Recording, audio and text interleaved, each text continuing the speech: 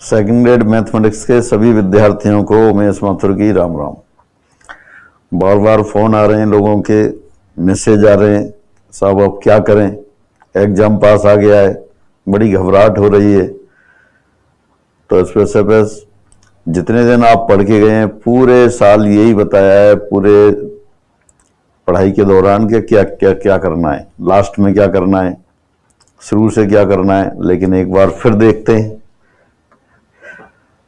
तो second grade mathematics परीक्षा के पूर्ण अंतिम दिनों की रणनीति देखिए। शुरू से जिन लोगों ने कम से कम 6 महीने पढ़ाई की है, जिन्होंने 6 महीने भी पढ़ाई नहीं की है तो उनके लिए अलग बातें हैं, लेकिन जिन्होंने कम से कम 6 महीने पढ़ाई कर ली है तो उनके लिए जो मैंने पहले से बताया है सारा उसी को दोबारा रिवाइज कर रहा हूं। पूरे सिलेबस के सभी टॉपिक्स की सभी परिभाषाएं, डेफिनेशंस,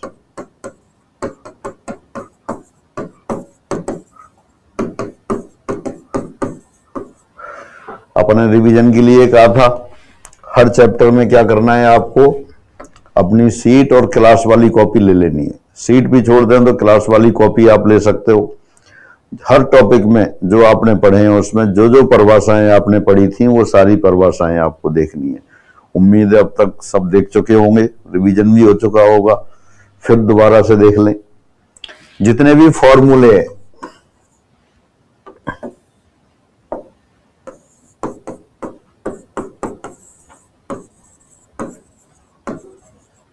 फॉर्मूले वो सारे रिवाइज करने हैं। परिणाम, रिजल्ट्स,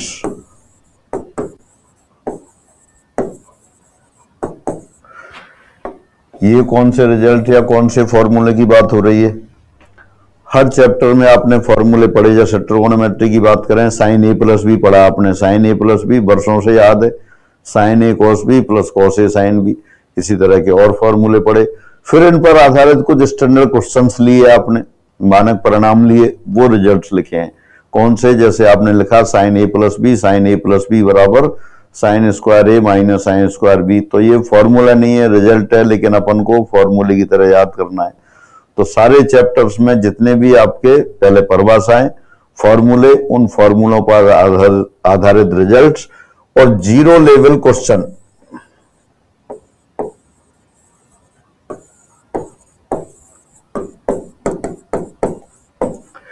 जीरो लेवल के क्वेश्चंस भी करने हैं। जीरो लेवल ही क्यों करने, ये रिवीजन की बात बता रहा हूं। जीरो लेवल वाले क्वेश्चन करने हैं, टिपिकल क्वेश्चन भी करने होते हैं, लेकिन टिपिकल के पीछे भाग कर ऐसा नहीं है जो सिंपल चीजें हैं उनको आप छोड़ जाएं या कुछ चैप्टर छूट जाएं, ऐसा नहीं करना है। तो आपको क्या है, सभी चैप्टर्स के परिभाषाएं, फॉर्मूले, रिजल्ट्स और उन पे जीरो लेवल वाले क्वेश्चन। फिर उसके बाद रिजल्ट के बाद फिर लिख रहा हूं, ये की बात है, याद करने वाले क्वेश्चंस।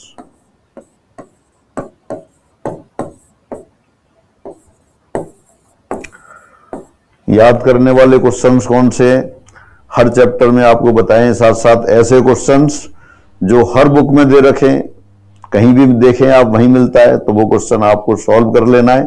2-2, 3-3 बार सॉल्व कर लेना है। उम्मीद है कर चुके होंगे, तो वो आंसर शायद याद हो जाने चाहिए। जब भी आप करेंगे, जब भी आप देखें ऐसे क्वेश्चन, फटाफट आपको क्लिक करना चाहिए। और स्टैंडर्ड रिजल्ट जो फॉर्मूले की तरह अपन कर चुके थे। याद करने वाले क्वेश्चन कौन से हैं, वे क्वेश्चंस हैं जो टिपिकल हैं, न्यूमेरिकल नहीं है, थ्योरेटिकल पोर्शन के साथ आते हैं या लंबे प्रूफ होते हैं, उनको आपको याद करके रखना है। तो याद करने वाले प्रश्न में पॉपुलर क्वेश्चन सभी बुक्स में वो है, किसी भी एग्जाम में कहीं भी आ जाते हैं। और जो स्टैंडर्ड मतलब फॉर्मूले नहीं है, लेकिन ऐसे क्वेश्चंस हैं जिनको फॉर्मूले के रूप में अपन काम में ले लेते हैं। जैसे ट्रिगोनोमेट्री में आपने पढ़ा कि ए प्लस बी बराबर 90 डिग्री हो तो साइन ए बराबर कॉस बी होता है, साइन ए बराबर कॉस बी हो तो ए प्लस बी बराबर 90 डिग्री होता है। अब ये फॉर्मूले की तरह नहीं है, क्वेश्चंस हैं तो सब जगह मिल जाते हैं, इन पे न्यूमेरिकल बन जाते हैं। तो ऐसे क्वेश्चन सभी आपको याद करने। उसके बाद एग्जामिनेशन क्वेश्चंस,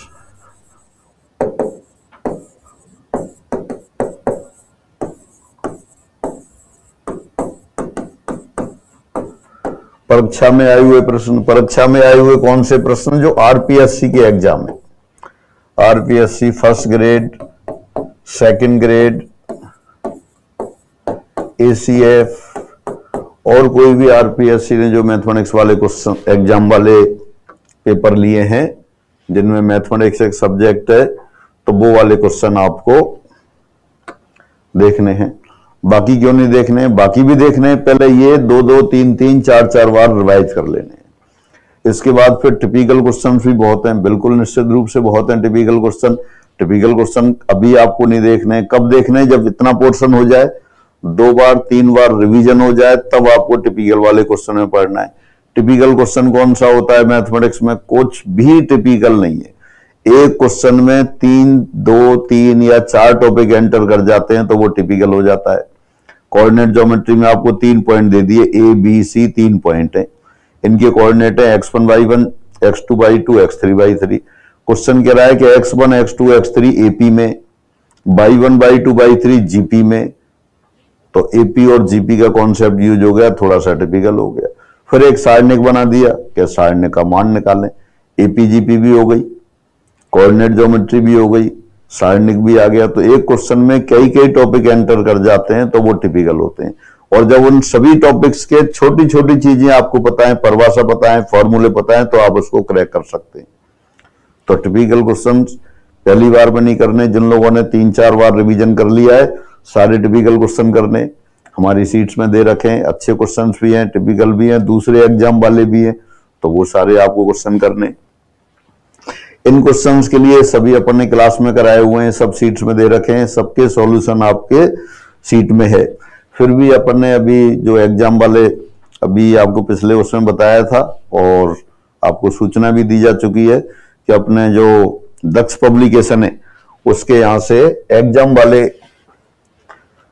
जो पेपर हैं आरपीएससी फर्स्ट ग्रेड के, जो सेकंड ग्रेड वाले जो पिछले 6 एग्जाम हुए हैं, उन सभी 6 एग्जाम के क्वेश्चन पेपर दे रखे हैं। उसमें सारे सोल्ड है। उसमें 6 test paper, model test paper भी दे रखे हैं, वो भी सोल्ड है। उसमें एक पेपर कैसा दे रखा है? सारे शॉर्टकट पे आधारित दे रखा है, तो वो आप करेंगे आप सभी। एक आपको क्या दे रखा है?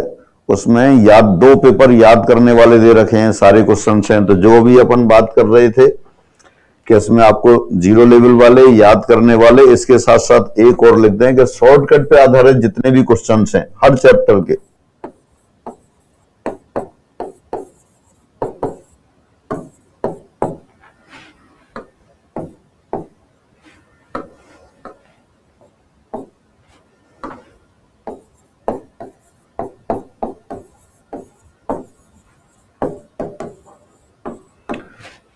ये भी आपको करने। और इन सभी के लिए अपने वो टेस्ट, वैसे सब आप कुछ खरीदने की जरूरत नहीं है, सब आपके पास हैं सारे, लेकिन एक ही जगह अगर इकट्ठा देखना है तो वो आपको दे रखे हैं। इनका ये सभी जगह ऑनलाइन तो मिल ही रही है, सभी बुक सेलर्स भी पहुंच गई है, हेडक्वार्टर सभी सिटी में पहुंच गई है जहां तक है ये। फिर भी आप कहीं भी रह रहे हो, कोई प्रॉब्लम हो, तो इन फोन नंबर पे आप बात करके उनसे पूछ सकते हैं कि भाई मैं इस शहर में रह रहा हूँ, इस शहर में किस पब्लिकेशन पे है, वो किस पुस्तक विक्रेता पे बुक है, तो वो आप पूछ सकते हैं। इसके अलावा फिर क्या है,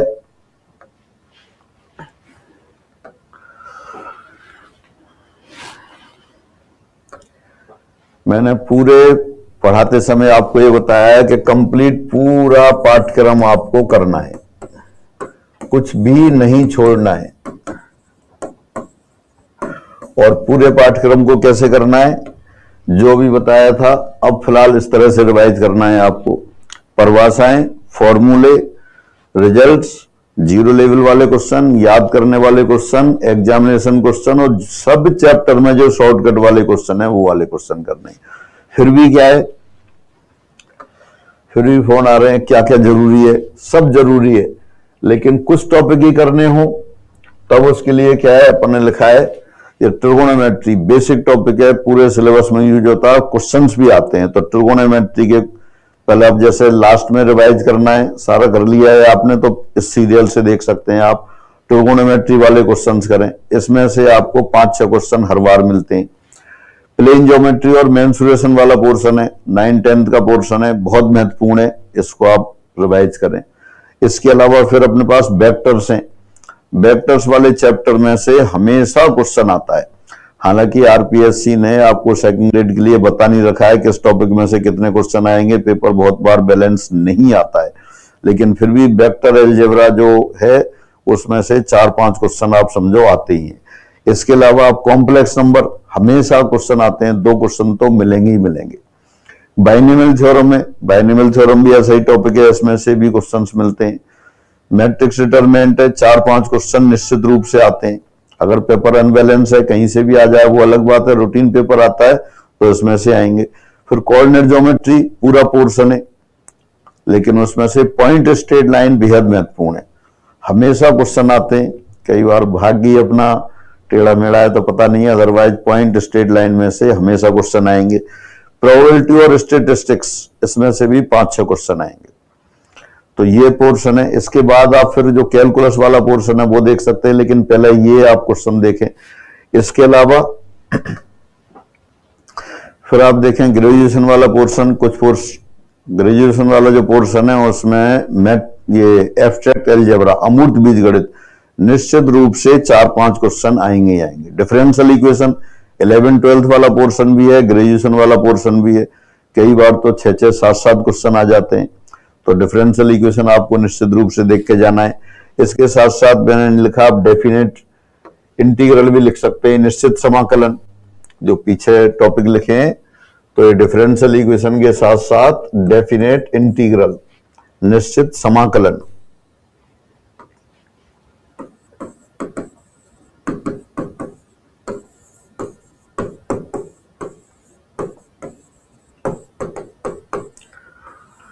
निश्चित समाकलन में से क्वेश्चन आते हैं, कई बार इंडेफिनेट में से क्वेश्चन आते ही नहीं है, एक क्वेश्चन आ जाएगा, डेफिनेट में से 4-5 क्वेश्चन आ जाएंगे। वेक्टर कैलकुलस में से निश्चित रूप से आप 4-5 क्वेश्चन मान लें आप। इसके साथ साथ 3D ज्योमेट्री 11th-12th में का पोर्शन भी है और ग्रेजुएशन का पोर्शन भी है। 3D ज्योमेट्री निश्चित रूप से देखना है आपको। LPP बहुत आसान टॉपिक है, लंबे मेथड में नहीं जाना है, सारी परिभाषाओं और उनको देख के इनमें से थ्योरेटिकल क्वेश्चन बहुत बार आ जाता है, तो LPP क्वेश्चन आप देखें। स्टैटिक्स डायनेमिक्स अगर न्यूमेरिकल आते हैं तो सिंपल आते हैं, अदरवाइज बिल्कुल फॉर्मूली ओरिएंटेड क्वेश्चन आते हैं तो आपको निश्चित रूप से करना है। फिर एक बचती है टीचिंग मेथड, तो टीचिंग मेथड 20 क्वेश्चन आते हैं। 20 क्वेश्चन ये बार बार पुराने एग्जाम वाले क्वेश्चन देखने हैं, और जो टीचर हैं, जो भी आपको हमारे यहाँ के टीचर थे उनके भी आप देख सकते हैं, उनकी नोट्स सबको दिए हुए हैं, टेलीग्राम चैनल पे पड़े हुए हैं, और रीट वाले एग्जाम में उनके इन पेपर में से सारे क्वेश्चन आए थे, तो आप इनको देखें, आपस में डिस्कस कर लें, और कोई सर हो तो उनसे आप डिस्कस करें।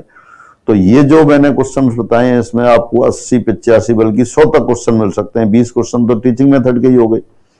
इसके बाद आपके जो टॉपिक है आप 80-90 क्वेश्चन सबको मिला के ये हो जाते हैं।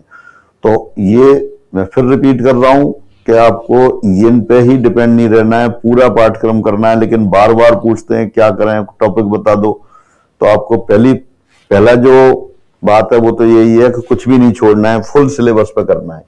इसके बाद आपका जो कैलकुलस वाला पोर्शन है, बाकी अपन देखें कैलकुलस और कोऑर्डिनेट ज्योमेट्री।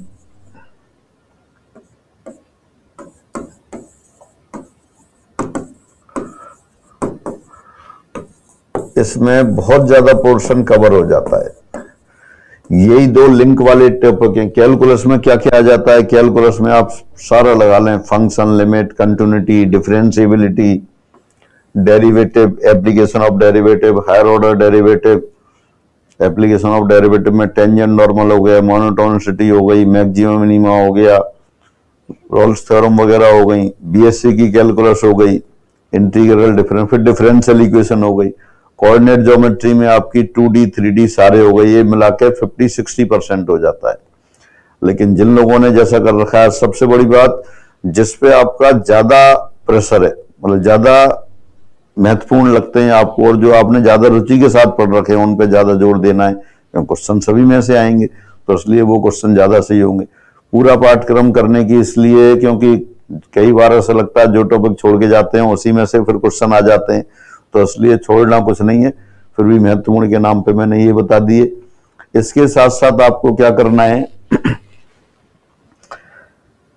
जहां भी आप रहते हैं, जिसके साथ भी रहते हैं, किसी के साथ विवाद नहीं होना चाहिए।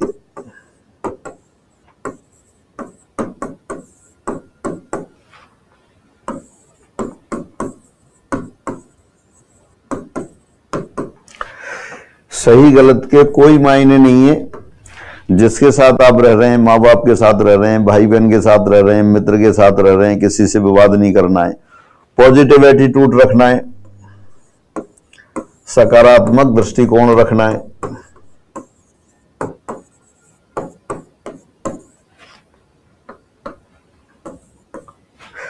Positive attitude,